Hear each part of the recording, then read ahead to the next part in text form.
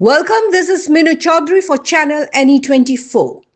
A free health camp was organized on Sunday at Borjalenga in the Dholai constituency through the joint initiative of Shiv Sundari Nari Shikshashram Silchar and Jeevan Jyoti Institute of Medical Sciences Hospital. The camp received active support from local Borjalenga Pioneer Sangha Club. A team of renowned doctors from both institutions examined over 410 patients during the day. Additionally, free medicines were distributed to the patients by the hospital authorities.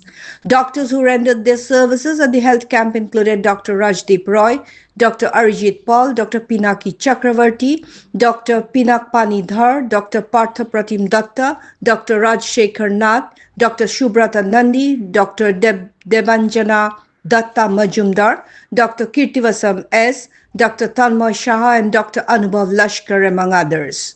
The camp was successfully coordinated with the help of Pioneer Sangha Club members, including President Dhruva Bhattacharjee, Secretary Rahul Dev, Vice President Sujan Gupta, members Utpal Gupta and Madan Kalindi, along with social workers like Sanjay Ghosh and Krishna Roy Chaudhary.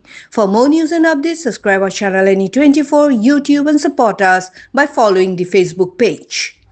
Shiv Sundari Nari Shikshashram ও Jibanjyoti institute of medical সায়েন্সের পক্ষ থেকে আমরা একটা free medical camp এবং free medicine ডিস্ট্রিবিউশনের camp আমরা বর্জালেঙ্গাতে এইমাত্র করে এসেছি।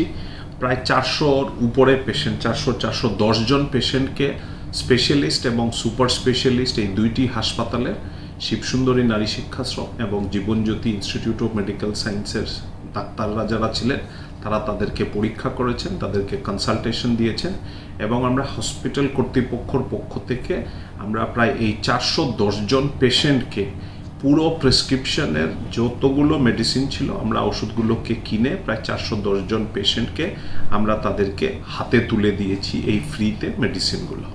আমরা দুইটি ইনস্টিটিউটের পক্ষ থেকে পায়োনিয়ার সংঘ আছে যারা বর্জালেঙ্গাতে আমাদেরকে লোকাল লজিস্টিক সাপোর্ট দিয়েছে, তাদেরকে আমরা ধন্যবাদ জানাতে চাই। তাদের যারা মেম্বাররা আছেন তারা অপরিসীম তারা কষ্ট করেছেন।